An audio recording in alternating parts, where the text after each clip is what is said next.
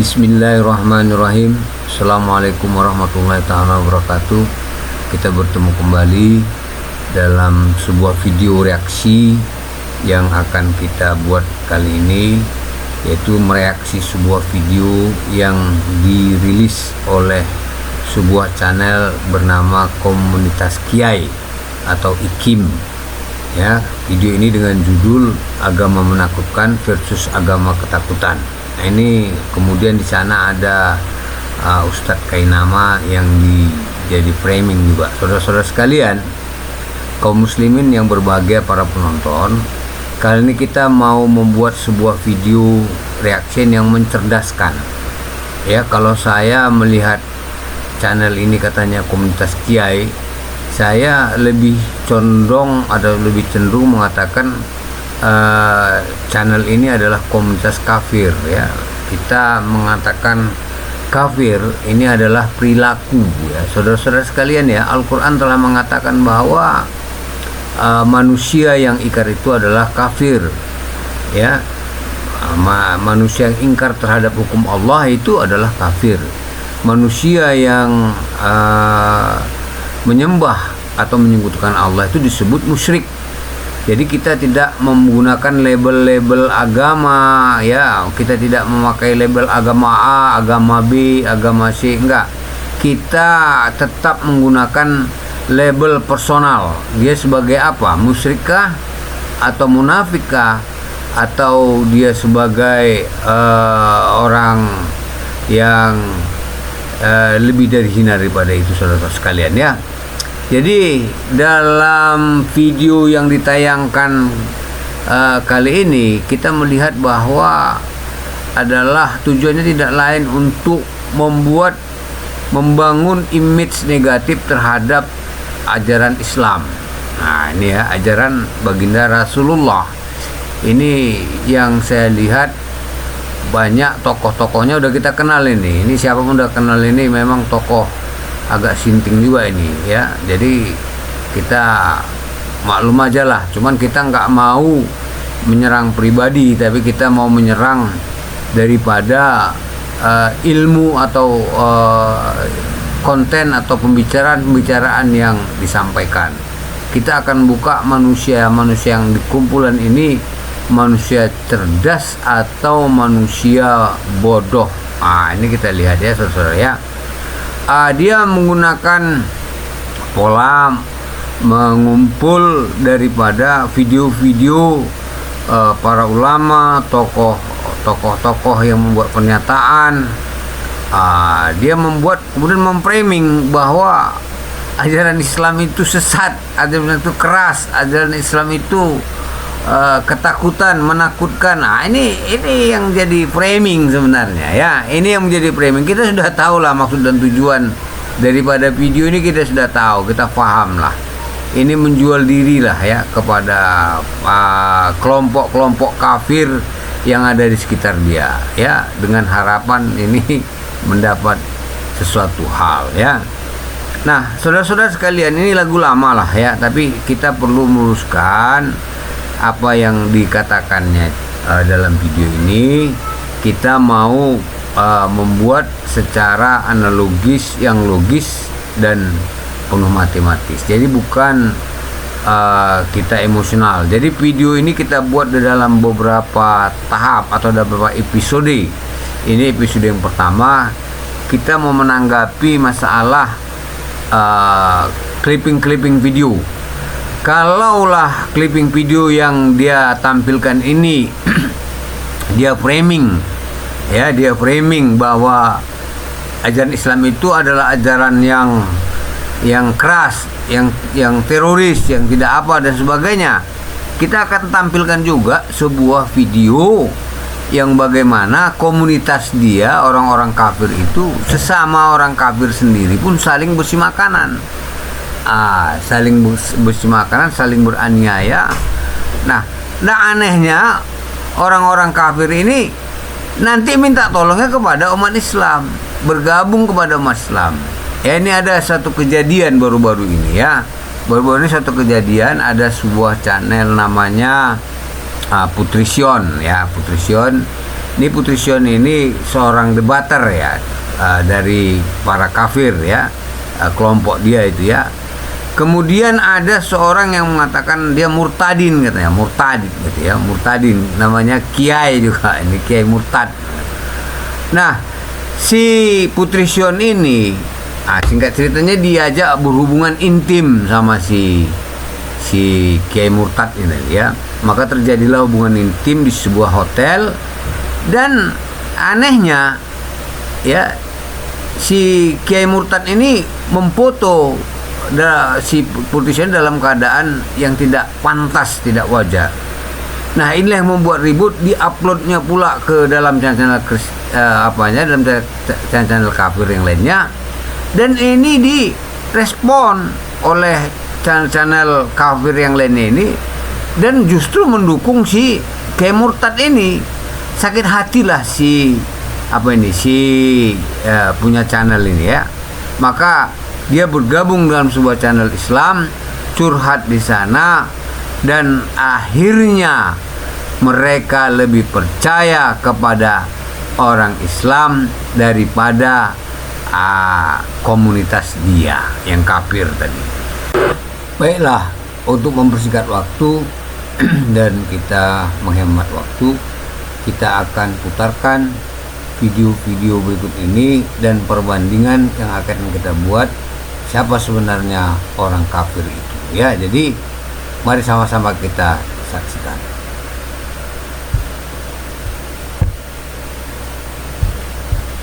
Pedang mana Islam menyebarkan Islam lewat pedang? Tunjukkan sama saya mana Islam menyebarkan lewat pedang. Kalau seandainya ada orang Nasrani, Yahudi, semua orang kafir yang mengatakan kepada Anda Islam dikembangkan, diekspansi dengan perubahan darah, katakan iya. Memang iya. Umat Islam ini dibodohi oleh siapa? Oleh siapa? Oleh ustadznya, oleh kiainya, oleh habibnya, oleh tuan guru, oleh ajengan. Dibodohi. Sekarang lagi ramai ada seorang nenek-nenek tua yang biasa menghina syariat Islam. Dengan bahagianya dia mengumumkan kepada khalayak ramai bahwa dia akan meninggalkan agama Islam, akan murtad. Dan sekarang sudah dilakukan, naudzubillah. Ya. Pada dalam Islam, murtad itu adalah perkara kriminal, yang mana negara wajib ya menangkap orang tersebut dan meminta untuk bertobat kepada orang tersebut. Apabila 3 kali diminta bertobat tapi dia tidak mau kembali ke pangkuan Islam, maka hukumnya adalah dibunuh. Ya, sebagaimana sabda Nabi Muhammad SAW, "Man baddala dinahu faqtuluh." Madhab Imam Syafi'i, kalau orang itu tidak sholat, dipanggil, disuruh sholat. Tetap nggak mau sholat, dibunuh. Tapi tidak murtad, ya. Tapi dia dibunuh. Nggak ada gunanya dia hidup. Kematian lebih baik buat dia. Tidak nambah umur dan nambah dosa.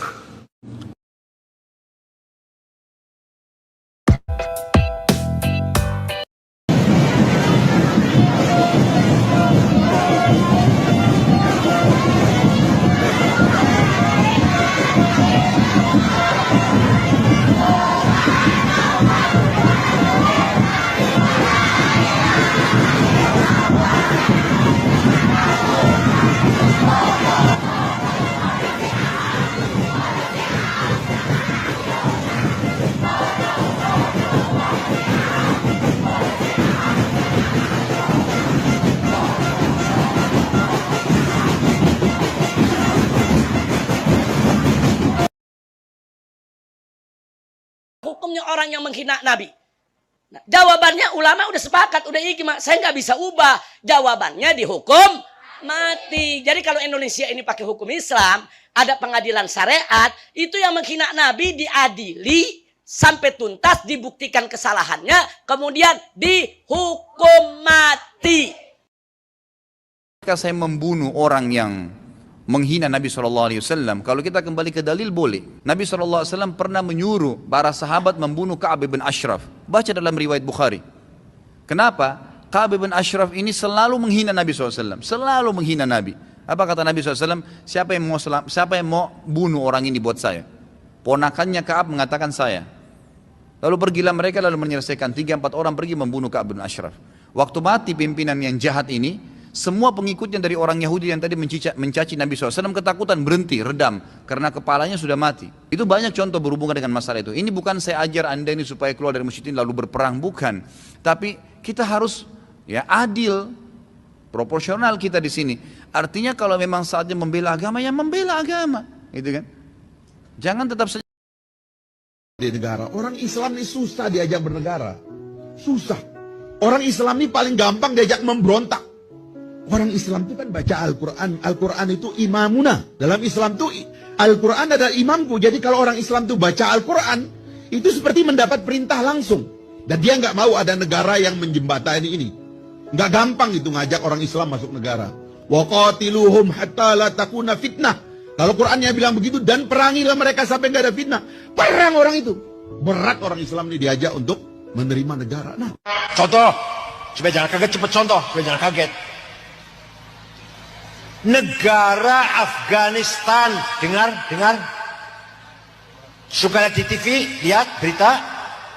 100% Muslim. Satu orang saja non Muslim nggak ada, Muslim semua. 7 suku, 99% ahli sunnah wal jamaah, madhabnya Imam Hanafi. Tarekatnya Naqsabandiyah, 1% Syiah. Perang saudara wis 40 tahun, paten-patenan sesama Islam, bom-boman, pasar dibom, sekolahan dibom, rumah sakit dibom, masjid dibom. Presidennya namanya Burhanuddin Rabbani, Profesor Burhanuddin Rabbani, keluaran Mesir, apal Quran Al-Azhar, dipateni presidennya. Sampai sekarang bom meledak terus. Ayo, agamanya Islam tuh. Sampai kepengin ingin jalan ke Afghanistan, ingin Al-Zawahiri, Abu Bakar Ba'asyir, Osama bin Laden, Abu Bakar Al-Baghdadi, Said Qutub, Muhammad Qutub, malu-maluin ngajarin kita untuk membenci orang lain, menulis kitab yang namanya Idarat At-Tawahhush. Abu Bakar Naji namanya. Apa artinya Idarat At-Tawahhush? Manajemen kebiadaban. Dia melegalisir semua kebiadaban atas nama agama plus ayat-ayatnya. Ini seperti Abdul Somad mengatakan khilafah itu adalah solusi buat semua.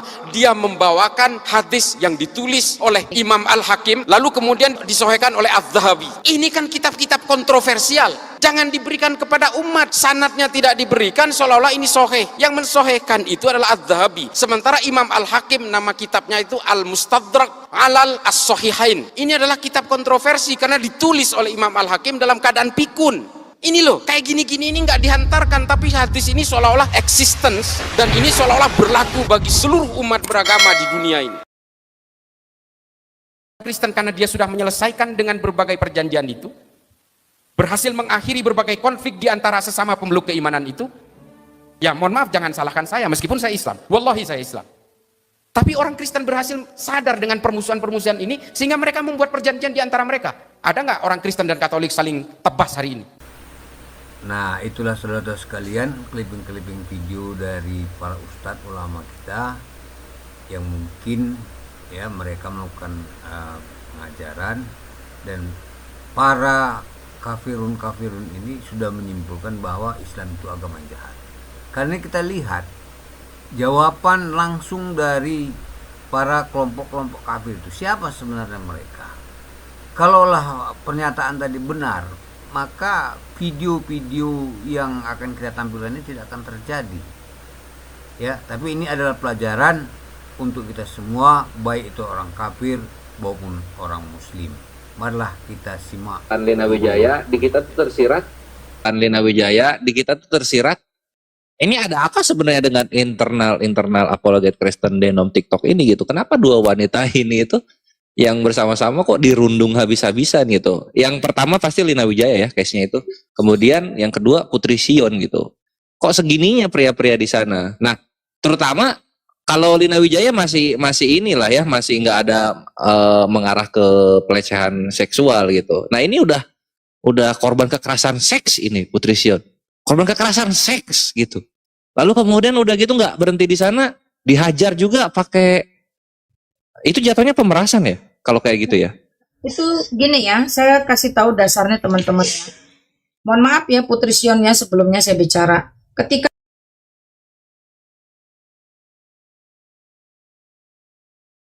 gitu. Nah ini news gitu.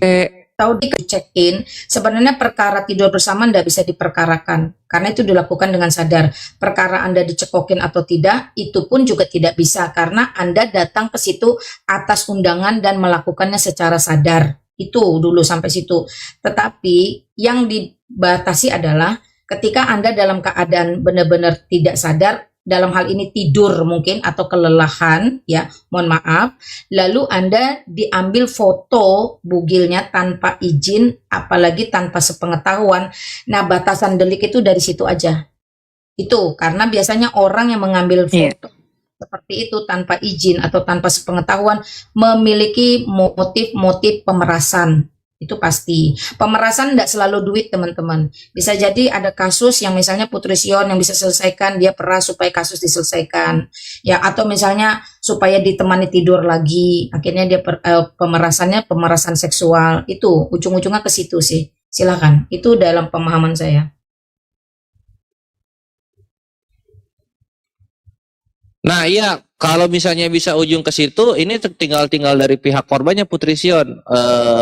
Ini kan Lina Wijaya mungkin belum tahu banyak gitu. Nah, lo ini korban kekerasan seksual juga atau hanya korban apa ya? Pelanggaran hak privasi yang video dan foto itu? Coba. Kalau lebih ke ininya pencemaran ya. Bahwa itu foto itu kok bisa dia ambil tanpa sepengetahuan saya, lalu dipakai untuk mengancam, itu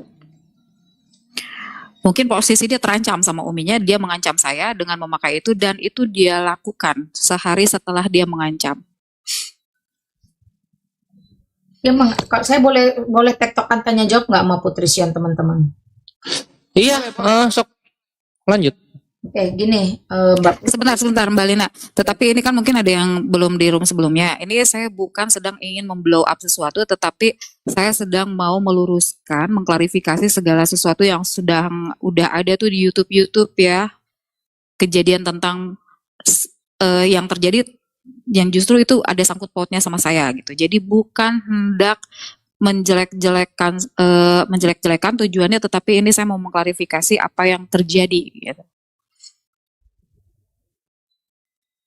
Karena ini sudah banyak kebohongan di share terlebih dahulu dan saya nggak pernah mengulang-ulang apa yang pernah saya buka di room saya sendiri gitu waktu itu. Viewernya cuma 100 sekian gitu. Dan itu memang tidak saya ulang-ulang lagi, saya diam waktu itu. Memang karena ada yang ngasih tahu udah diam aja dulu gitu. Saya diam dulu, tetapi sampai akhirnya Mbak, aku kemarin tuh nggak tahu kenapa kepikiran lagi, ya kamu bisa lakukan ini itu. Akhirnya saya ketemu seorang PH gitu yang beliau juga orang kejaksaan, ngasih tahu banyak hal gitu yang kamu nggak usah takut justru gitu kan. Nah akhirnya saya merasa yang ini berarti ada perpanjangan tangan Tuhan lah, entah apa yang akan dilakukan ke depannya. Yang jelas saya harus memang kalau ada suatu kejahatan ya ngapain juga kita harus takut gitu seperti itu. Dan dia bisa memastikan bahwa kamu akan terlindungi, kamu akan aman, kamu gak usah takut banyak hal yang ditakutkan selama ini sama kamu, nggak kayak gitu. Jadi banyak pencerahan lah. Enggak gini, sekarang gini aja Putri, sebenarnya segala sesuatu itu kembali kepada kamu. Karena SOP itu jelas. Laporan itu hanya ada kalau ada korban. Nah kalau korban tidak melapor, maka sebenarnya tidak ada yang perlu kita bahas. Sekarang pertanyaan saya, apakah kamu merasa menjadi korban atau tidak? Itu dulu, kamu jawab. Jelas bukan merasa lagi karena buktinya saya pegang gitu, Mbak. Saya ulang, saya ulang. Apakah kamu korban? Betul. Oke. Betul, saya korban. Oke. Kalau kamu korban, apakah kamu ingin melaporkan? Saya udah laporin Mbak Malina. Udah LP? Sudah ada aduan. Aduan sudah, harusnya sudah keluar nomor belum? Sudah ada nomor. Oke, clear. Kalau sudah ada nomor, saya tinggal pendampingan. Saya bisa jadi pendampingan kamu, tidak masalah. Iya. Malina, nanti saya kontak Malina, nanti sama PH saya yang udah ada di sini, nanti kita bicara lebih ininya lagi gitu. Kalau di depan begini kan nanti. Nah, jadi gini teman-teman. Jadi ini kasus clear, kita akan perkarakan. Endingnya seperti apa, biarlah hukum yang berbicara. Kenapa ini harus dikerjakan? Supaya tidak ada lagi murtadin-murtadin karbitan seperti ini, yang saya sebenarnya sejak dia masuk katanya ke Kristen itu, saya sudah diberi peringatan bahwa itu hanya modus. Tetapi saya orangnya tidak pernah mau suuzon. Nah, oke, saya singkirkan pendapat atau saran orang itu. Tapi hari ini, tadi saya sudah berdoa ya, saya kan bilang sama Kiai Santang, bentar, saya masih ada kelas malam. Setelah itu saya minta break dulu setengah jam, 40 menit. Saya bilang, Tuhan, kalau engkau memang mau gerakan, pakai saya. Ini disingkapkan sampai tuntas, pakailah saya. Beri saya kerelaan untuk berbicara di ruangan muslim. Seperti itu, teman-teman. Jadi ini bukan semacam curhat, tapi ini memang lebih untuk kepentingan dua sisi. Bahkan mungkin teman-teman Hindu Buddha lain pun bisa mawas diri. Nah, ini pentingnya. Jadi memang untuk Daniel atau Kiai Murtad ini, jika memang sudah waktunya, harus diselesaikan secara hukum, ya hayu, mari sama-sama bergandeng tangan. Yang jelas, perilaku seperti itu sangat tidak terpuji. Apapun imanmu, UUD 1945 pasal 29 ayat 12 itu jadi pegangan kita bersama. Apapun akidahnya silahkan. Itu penting. Tetapi jangan menjadikan itu ladang kamu menipu atau memeras orang. Ini kan penipuan dan pemerasan. Ya, saya waktu dia buka video live-nya si Singa Allah itu, yang urusan itulah pokoknya, saya WhatsApp dia baik-baik, jangan begitu, ndak boleh, jangan begitu, jangan buka punya orang seberang kalau di dalam sendiri banyak yang brengsek. Saya ngomong gitu, saya ngomong bukan sebagai apa-apa, tapi ngomong sebagai orang yang jauh lebih tua, mengingatkan anak-anak muda. Ini makin apa ini praktisi hukum udah datang juga di sini ya. Jadi Putri Sion slow gitu kan, gue bilang juga Islam itu memberikan solusi gitu, karena sejatinya lu Kristen, jadi kita bawa temen yang Kristen juga gitu, sehingga lu bisa lepas ngobrolnya. Nah inilah Lina Wijaya Kristen juga gitu. Jadi nanti bareng-bareng lah lu sama Putri Sion, kalau misalnya butuh dukungan hukum kayak gimana, misalnya kurang terpenuhi di kalian, ya nanti ngobrol lagi aja ke kita. Itu satu. Terus yang kedua, lu itu korban tadi tuh. Nah, korban apa? Itu yang belum kita ngerti. Korban apa? Silakan. Diulangi lagi nih. Enggak diulangi penjelasannya. Tapi terserah sih. Intinya yang gue tanya korbannya korban apa gitu. Oke. Masalahnya Malina belum tahu kan yang tadi dibicarakan. Bentar ya, Malina. Siap, silakan. Ya, bentar. Lihat ini adalah kumpulan video yang saya tangkap waktu mereka melakukan penyebaran foto. Di sini saya belum tahu siapa yang disebarkan foto, tetapi ini adalah sehari setelah saya diancam. Mana ancamannya? Sebentar. Kalau kamu nggak minta maaf sama orang tua saya, nih. Kalau kamu nggak minta maaf sama orang tua saya, pasti kamu habis. Saya nggak main-main. Oke, selesai kamu sekarang. Kenapa kamu disuruh minta maaf sama orang tuanya? Karena disangka saya menjelek-jelekan si Kiai Murtad dan uminya di room Islam. Gua nggak paham, yang putih itu lu atau siapa yang putih? Si Kiai Murtad. Oh, oke. Ya lanjut. Kores, jangan lola lah. Iya, karena gua kira yang putih itu Putri Sion, nah gitu. Karena tadi juga dia ngambil WhatsApp yang putihnya tuh Putri Sion. Saya udah laporkan aja, lanjutkan. Oh iya, nah ini mumpung Lina Wijaya ngomong jadi gue inget. Nah, posisinya gini juga gitu. Dia ini kenapa bersuara terus pas dapat di room muslim, bersuaranya makin kenceng dan tidak bosan mengulang-ulang. dia nggak habis pikir Lina Wijaya. Kenapa dia yang korban tapi dia dirundung oleh apologet Kristen yang lainnya gitu loh. Makanya dia tuh ingin mencoba membersihkan namanya supaya dia diterima lagi di komunitas Kristen TikTok. Nah, itu. Saran saya begini ya Putri ya. Tidak ada yang mengangkat mereka menjadi polisi TikTok, hakim TikTok, atau jaksa TikTok. Itu pintar-pintarnya mereka. Jadi kita tidak juga harus mengemis, harus ada di dalam komunitas mereka. Saya sudah melihat ya, bayangkan teman-teman ya, selama menyambut Jumat Agung dan Paskah, mereka sibuk memfitnah, menjatuhkan saya. Saya sampai bilang, apa nggak malu sama teman-teman Muslim?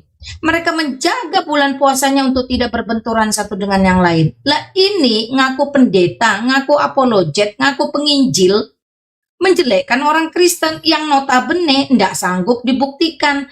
Toh saya waktu itu diancam 2 kali 24 jam harus membuat permintaan maaf kepada orang Kristen se-Indonesia. Kalau tidak dilaporkan, saya tunggu udah 2 bulan lebih teman-teman. Nggak juga saya dipanggil. Karena apa? Karena saya tahu persis apa yang mereka kerjakan itu semuanya omong kosong, hanya sekedar game konten.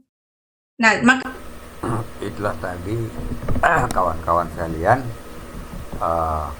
jawaban dari kita ya, sebuah video kepada para kumpulan kafir-kafir yang tadi telah menghujat, membuat satu kesimpulan yang salah kepada umat Islam. Ternyata ya, justru saat sekarang ini yang saling menyakiti itu adalah orang kafir sama orang kafir, dan orang itu minta bergabung kepada umat Islam. Jadi apa yang digambarkan oleh channel kumpulan-kumpulan kiai tadi atau kumpulan para kafir ini sudah terjawab, bahwa mereka itu seperti yang dikatakan oleh kafir sendiri, orang ini hanya mencari konten saja, kemudian minta sesuatu hal kepada para kafir-kafir yang lain dengan alasan ini adalah dana untuk misi atau misionaris. Jadi saudara-saudara sekalian, melalui video singkat ini sudah jelaslah kita berharap kepada penonton, apakah itu dari orang kaum kafir maupun kaum muslim, ya inilah Anda sendiri yang menilai ya. Kita nggak usah membela diri, tapi Anda sendiri yang menilai mana ajaran yang benar-benar baik, mana ajaran yang benar-benar tidak baik. Demikianlah. Assalamualaikum warahmatullahi taala wabarakatuh.